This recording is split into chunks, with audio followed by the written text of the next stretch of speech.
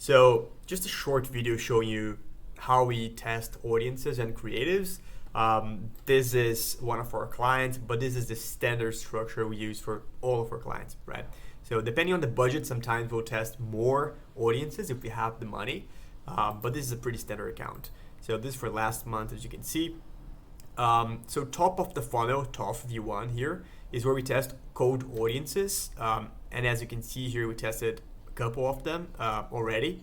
These are the three best ones that are still running, but if you just go for lifetime, you can see here we started testing with T1A. So just to show you the naming structure. So top V1 is top of the funnel, and then we have T1A, T1B, T13. So that means it's top 1, ad set A, and so on. Very easy way to know what's going on. So I'll just sort by name, and you see here. So we started with T1A, obviously, it was a broad audience when we just started. And you can see here was a terrible ROAS, so $238 spent, only one purchase, terrible ROAS.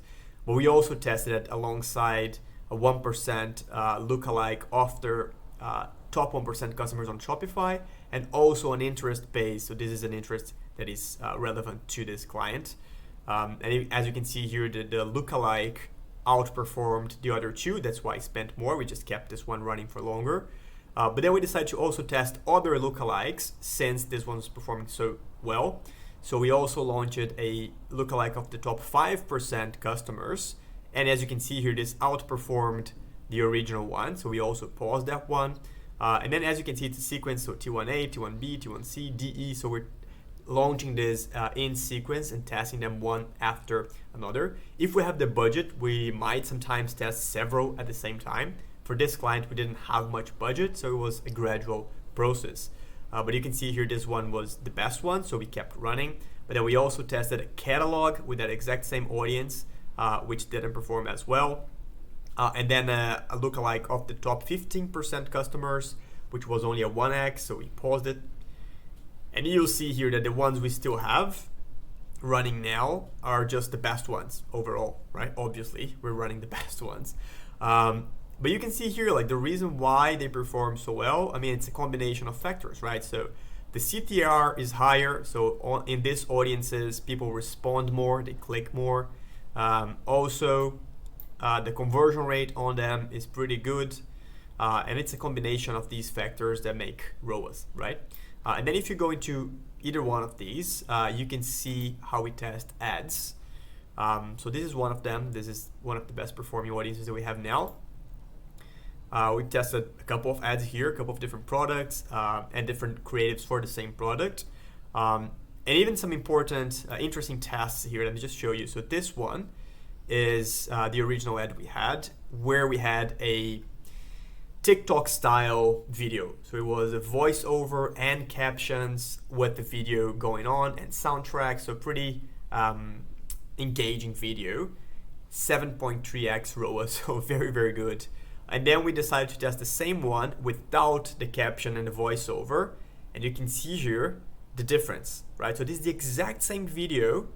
So H3 and H1 are the exact same video, but this one doesn't have voiceover and captions, and this one does. So they both had 11 purchases, but this one is like half the ROAS of this one. And the reason for that is you can always attribute it to CTR. So here, this one is getting a higher CTR, and also conversion rate. So this one is converting like pretty much twice as high as this one.